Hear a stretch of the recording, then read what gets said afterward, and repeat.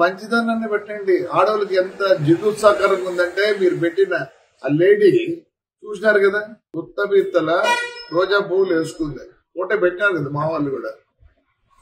అంటే మీరు ఎంత అవమానిస్తున్నారు ఒక లేడీని ఎంత అవమానిస్తున్నారు. సిగ్గుందా మీకు? సిగ్గుందా? ఇంకొక ఆయన వచ్చిండు తెలుగుదేశం నుండే, మళ్ళీ ఇట్టపోయి ఆడ ఉంది. వీళ్ళు బతుకు తెరువు కోసం ఏదో పాట పడతారు పాపం. అలాంటి దాంతో మా ఊరు మహిళలు మీరు చెప్పిస్తారా? నీకేం లేదా? నీతి నియమం లేదా? ఎందుకు లేదు? థర్డ్ జెండర్ అంటారు. థర్డ్ జెండర్ అంటారు. వాళ్ళకన్నా తగ్గు నా కొడుకులు మీరు బస్సు కలిసాను. ఏమైంది? నేను కంప్లైంట్ కూడా చేయను అని చెప్తారు. ఒరే జగనే మేలురా, బస్సులు నిలబెట్టించినాడు. ఈ బీజేపీ గవర్నమెంట్ లో బస్సులు తగలబెట్టారు. అంతకన్నా నీచగా ఉందారా? ఏమైంది? 300 పోతేనే ఆ పొద్దు ఏడ్చలే. దీనికి ఏడుస్తాను నేను అనకూడదు. నేను తప్పు, వాళ్ళు చాలా మంచోళ్ళు. దానికన్నా తగ్గు ఏదైనా ఉంటే ఆ మాట వాడతాం. మీకు నాకు తెలియదు తగ్గు మాట. I don't want insult third gender. I give lot of respect to them. కాల్సి ఏం చేసుకున్నావురా? ఏం చేసుకున్నారులే? పీకినారా? జగన్ రెడ్డి మేలు కదా మంచోడు. జగన్ రెడ్డి మేలు కదా మంచోడు. నా బస్సు కాలిపోలేదు, బస్సు నిలబెట్టించినట్టు. నిలబెడితే ఆ పొద్దు 10 లక్షలు పోయేది, పొద్దు 6 లక్షలు పోతుంది. మీరు చేతగాని నాకు కొడకల్లారా అంటారా? ఏం పిక్తారా? మళ్ళీ ఇంకో బస్సు కాస్తారా? కలిసిపో. వరుసగా పెట్టినాడు. నేనే భయపడతాను అనుకుంటున్నారా? సిగ్గులే నా కొడకల్లారా.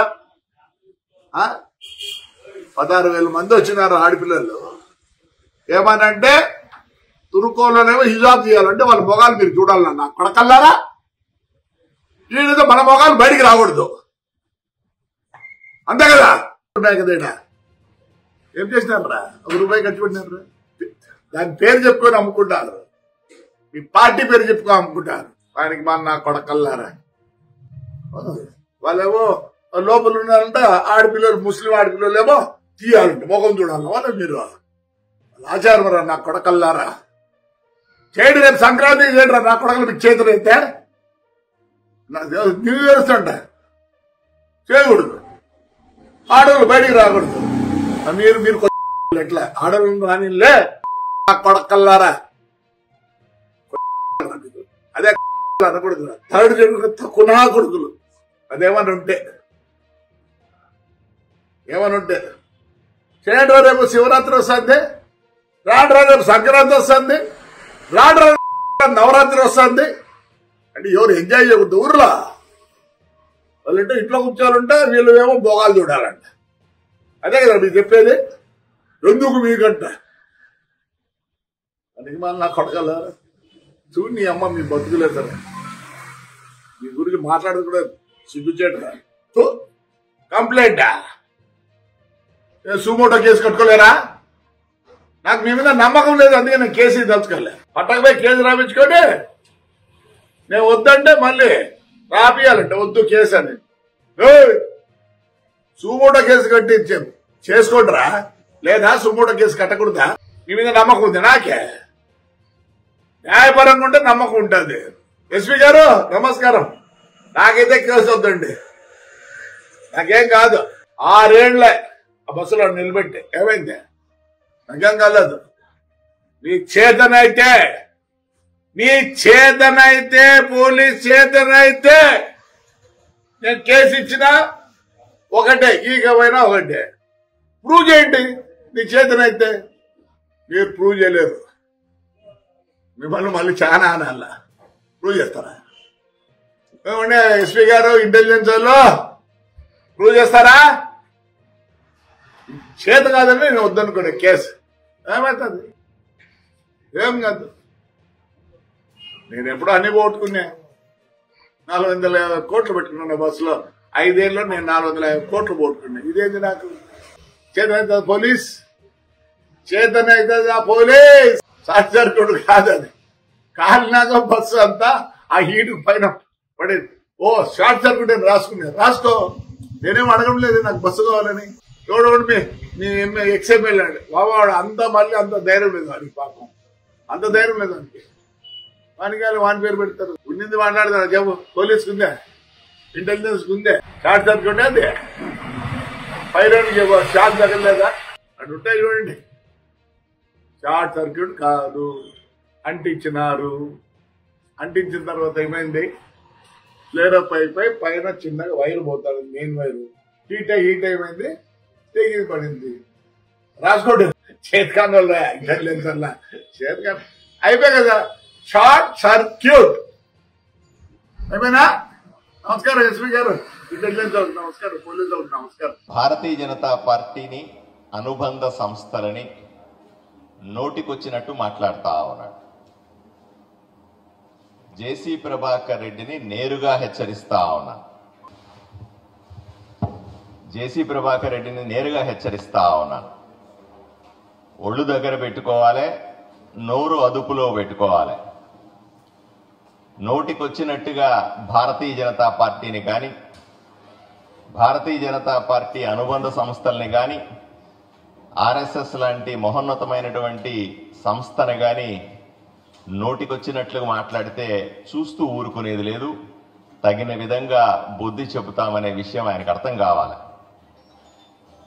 ఎక్కడో ఒక మూల కూర్చొని ఆడింది ఆట పాడింది పాట అని ఆడెవరు సమాధానం చెప్పేవాళ్ళు లేరు. కాబట్టి ఏ చెట్టు లేనప్పుడు ఆనందం చెట్టే మహావృక్షం అన్నట్టుగా అక్కడ 2 కెమెరాలు పెట్టుకుని నోటికొచ్చినట్టు వాగుతుంటే చూస్తూ ఊరుకోవడానికి భారతీయ జనతా పార్టీ కార్యకర్తలు సిద్ధంగా లేరు.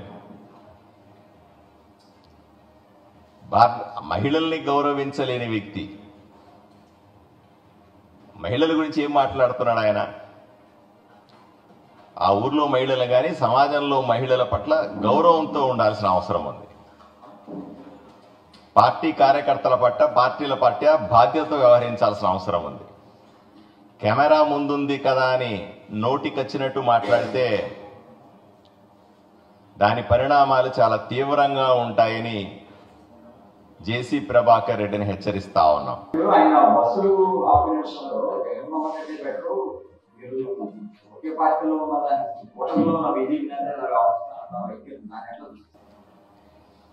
ఇప్పుడు జగన్మోహన్ రెడ్డి ఆయన 5 ఏళ్లు తిట్టుకున్నారు. ఈరోజు మళ్ళీ వచ్చి జగన్మోహన్ రెడ్డి బెటర్ అంటున్నాడు. ఏ రకంగా బెటర్ చెప్పాలి కదా. ఆయన బస్సులు ఆపేశాడు, వీళ్ళు వచ్చి బస్సులు కాల్చారు అంటున్నారు. ఎవరు బస్సులు కాల్చారో ప్రభుత్వం విచారణ చేస్తుంది, పోలీసులు విచారణ చేస్తారు. మేం కూడా కోరుతా ఉన్నాం, బస్సులు కాల్చిన వాళ్ళని కఠినంగా శిక్షించాలని కోరుతా ఉన్నాం. బస్సుల్ని బీజేపీ కార్యకర్తలు కాల్చారని ఏం కలగన్నాడా? పోలీసు కేసు ఇవ్వడట, పోలీసులంటే గౌరవం లేదు, పోలీసు కేసు పెట్టడట, పోలీసుల్ని ఎస్పీల్ని నోటుకొచ్చినట్టు మాట్లాడతాడు. ఈయన సభ్య సమాజంలో ఉన్నాడా, ప్రజాస్వామ్యంలో ఉన్నాడా, ఇంకా ఆటవిక రాజ్యంలో ఉన్నాడా? ఏం మాట్లాడుతా ఉన్నాడు ఈ మనిషి? ఇది సరైన పద్ధతి కాదు. ప్రజాస్వామ్యంలో వ్యవస్థలుంటాయి, వ్యవస్థల మీద గౌరవం ఉండాలా, వ్యవస్థల్ని ముందు పెట్టి మంచి పరిపాలన చేయాలి.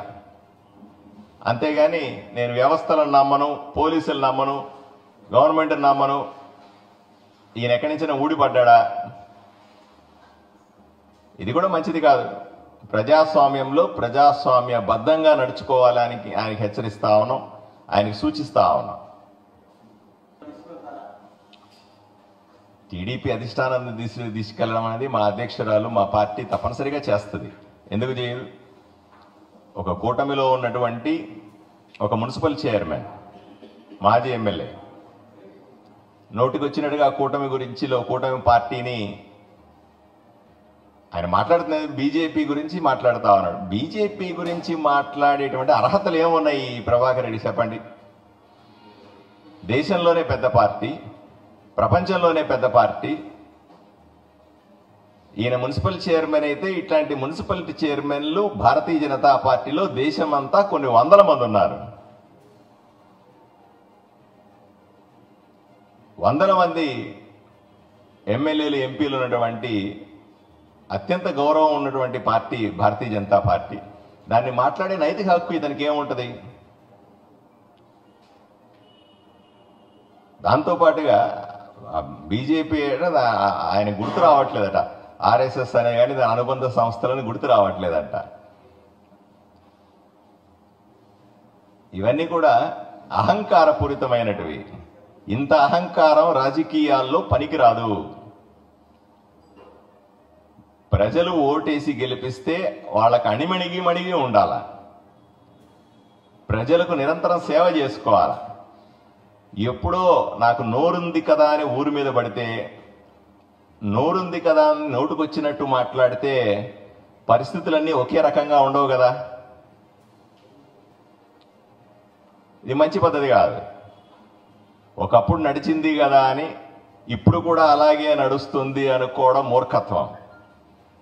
ఇది రాచరికము కాదు, రౌడీ రాజ్యము కాదు. ఇది కూటమి ప్రభుత్వం, అత్యంత ప్రజాస్వామ్యమైన నడిచేటువంటి ప్రభుత్వం. అతను మాట్లాడుతుంది గౌరవం ఉన్న పార్టీల గురించి, సంస్థల గురించి. ఇకనైనా మానుకోవాలి. ఎవరు సమాధానం చెప్పేవాళ్ళు లేరు కదా అని ఎక్కడ పడితే అక్కడ నోరు పారేసుకుంటే తగిన మూల్యం చెల్లించుకుంటాడు. బీజేపీని ఎందుకు టార్గెట్ చేశారు ఆయన్ని అడగాలి. బీజేపీ గురించి